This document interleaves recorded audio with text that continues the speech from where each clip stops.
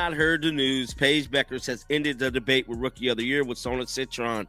She put on a masterclass performance, but what is making headlines and really scratching people's heads and turning people's heads, not Paige Bueckers' actual performance, but the way the opposing teams all season long has been allowing her to score at will.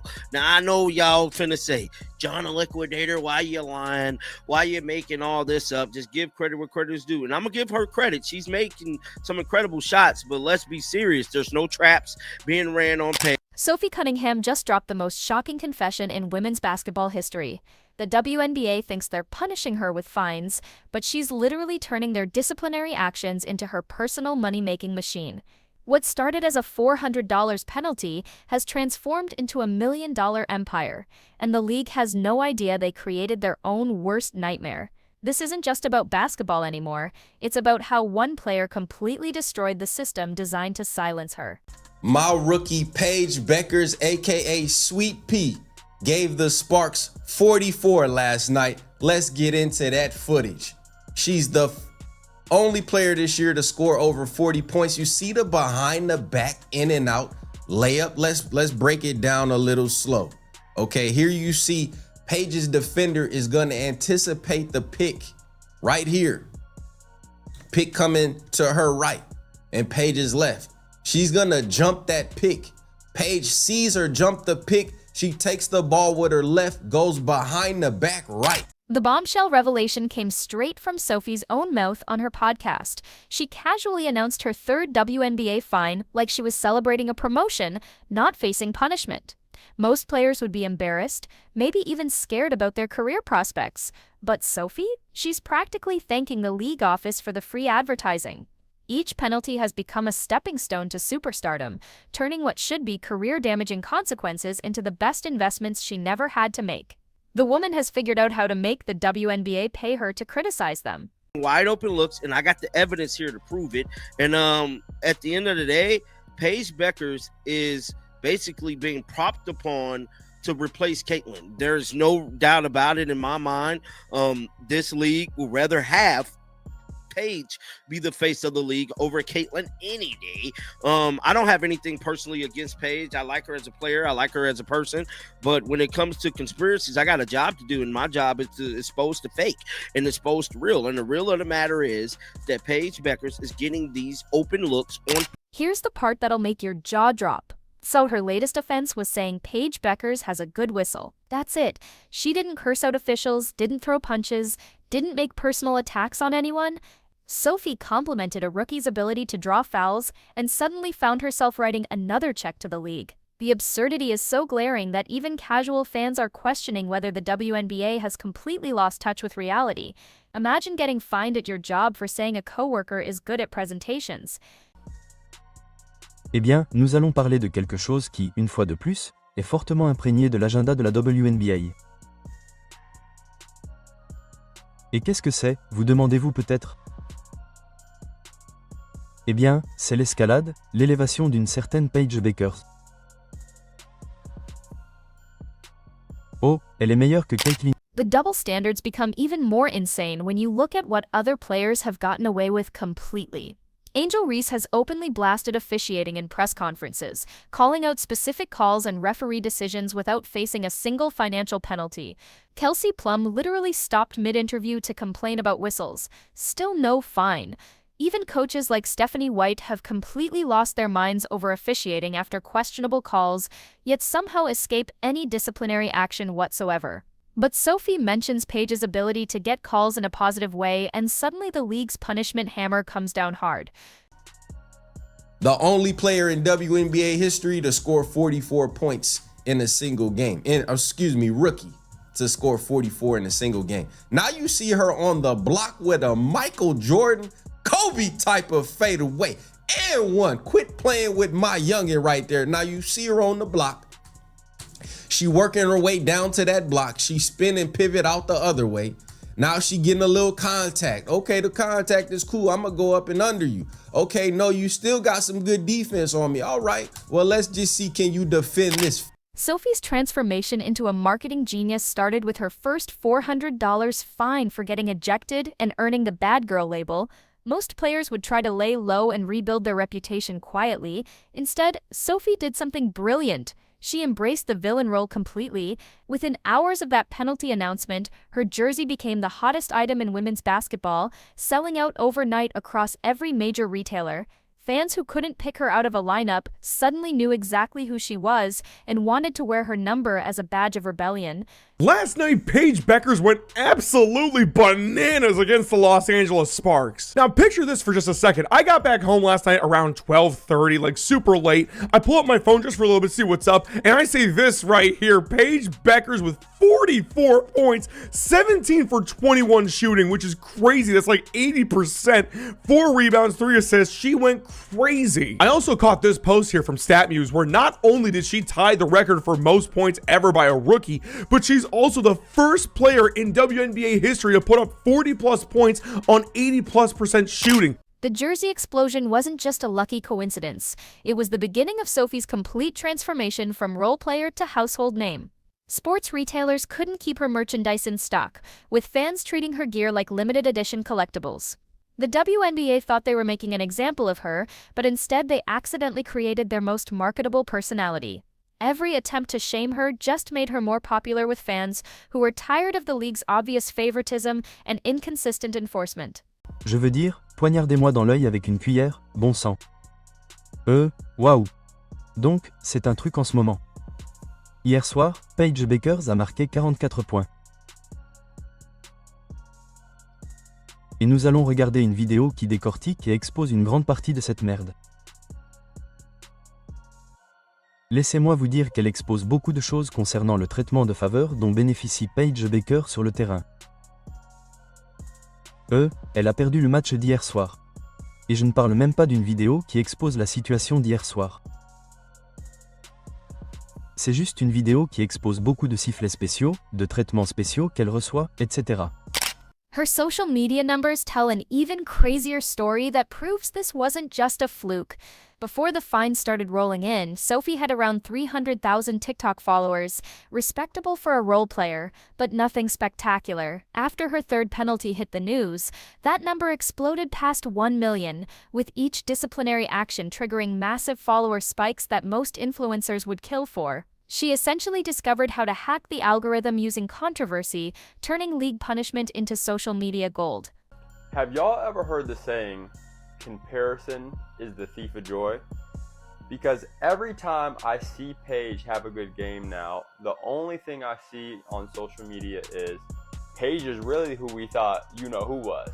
And the you-know-who is referring to Caitlin Clark. Now, the reason this bugs me is, one, is that it diminishes Paige, right? It puts her in this hole that she can only be compared to Caitlin Clark, whereas her greatness can stand on its own 2 feet, right? As good as she has been since she stepped in the WNBA this season, as a rookie, can stand on its own 2 feet without having to constantly be compared to Caitlin Clark. The brand deals started pouring in faster than anyone could have predicted, with companies recognizing her rebellious image as perfect for reaching younger demographics that traditional Wnba marketing couldn't touch. What should have been career-ending controversy became career-defining success, proving that sometimes being the villain pays better than being the hero. Sophie stumbled onto a goldmine that most athletes never find: authentic controversy that doesn't actually hurt anyone, but generates massive attention and engagement.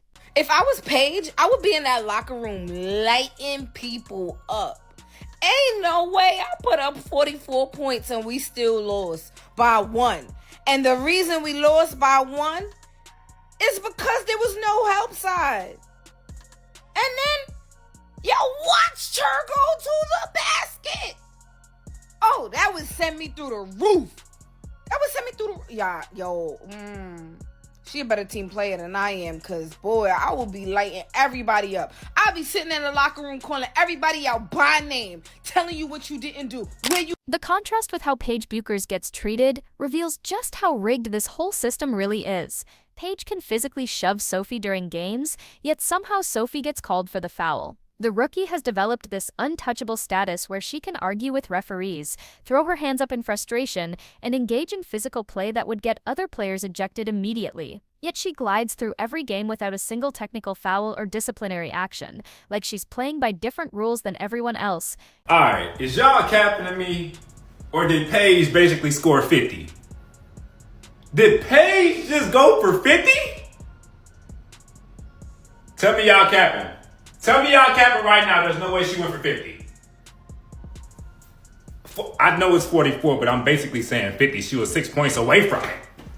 She was 6 points away. Bro, she was 6 points away from 50. 44 ball? That's how you feeling, Paige? Just go ahead and hand her the Rookie of the Year trophy already. Let's go ahead and do that, all right? Thank you. Even more shocking is how the league treats Caitlin Clark, the player who single-handedly saved Wnba ratings and brought millions of new fans to the sport. While Paige gets protected like royalty, Caitlin faces the complete opposite treatment. She can get her face slapped, her eye poked, or be grabbed and shoved throughout entire games, yet she's the one who ends up with technical fouls. Remember when she walked off holding her face after getting poked in the eye, and referees still called the foul against her? That's the backwards world Sophie is calling out. All the talk. She heard all the Paige isn't Rookie of the Year, Paige can't carry, Paige doesn't, Paige is just consistently losing. And by the way, they lost this game. They did not lose this game because of Paige. Like, again, look, I don't hate the last possession. I don't hate, like, that,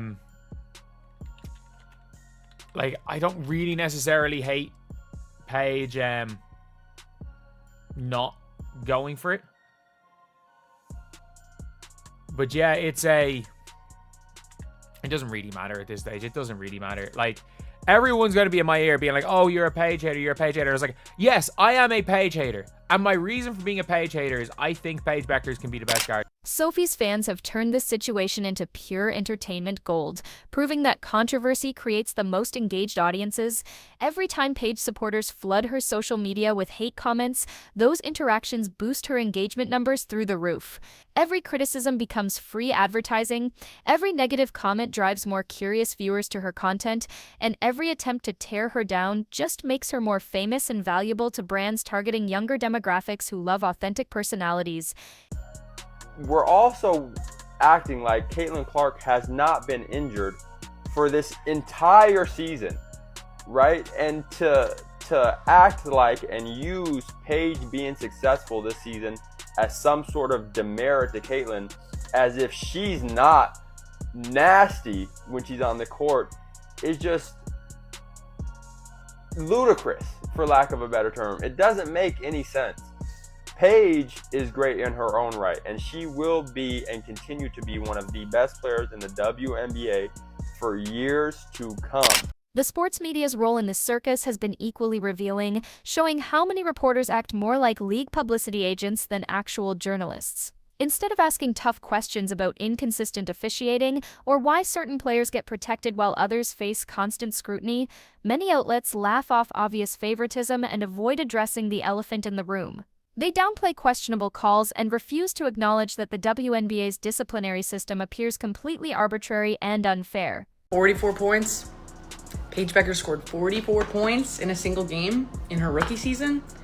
She just beat Candace Parker's record, and that's the most points scored by anybody in a single game in the whole season, with an 81% field goal percentage. Are you kidding me?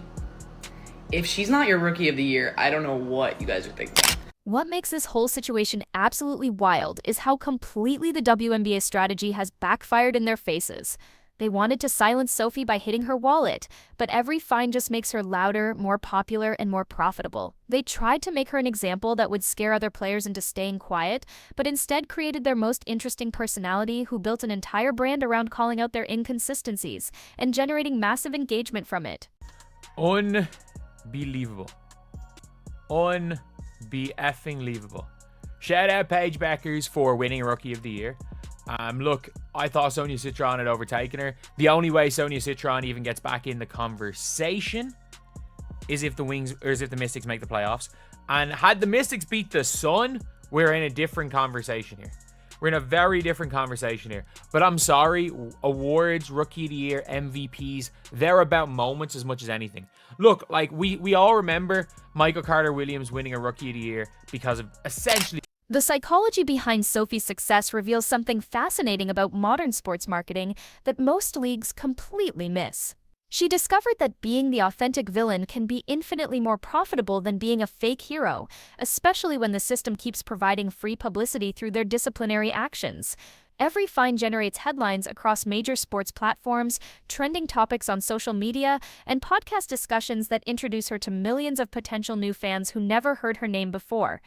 Sophie's approach to handling these fines shows incredible business instincts that most athletes completely lack. Instead of paying penalties quietly and hoping the controversy dies down, she turns each one into content creation opportunities. She jokes about them on social media, discusses the absurdity openly on podcasts, and creates viral TikToks about the experience that generate millions of views and massive engagement numbers that translate directly into brand partnership opportunities.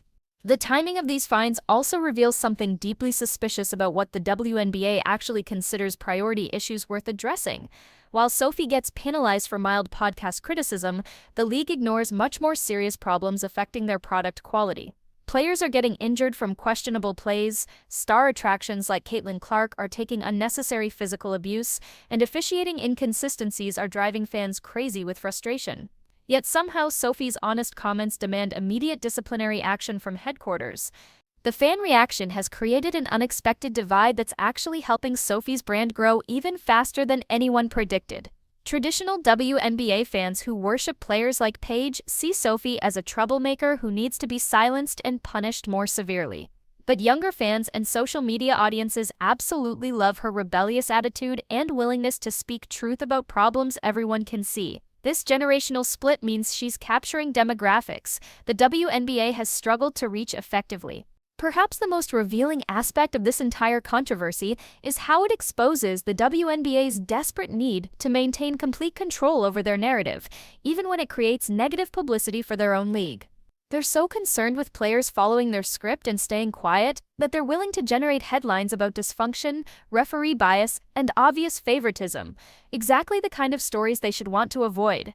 Their obsession with authority apparently outweighs their desire for positive press coverage or fair treatment. Sophie Cunningham accidentally discovered the perfect formula for turning league punishment into personal profit, proving that sometimes the system creates its own worst enemies. While the WNBA keeps writing her checks disguised as fines, she's building an empire based on authentic controversy and genuine fan connection. The league wanted to control her voice, but instead gave her the biggest megaphone in women's basketball, and the craziest part? She's just getting started with this strategy that's already made her more money than her actual basketball salary ever could.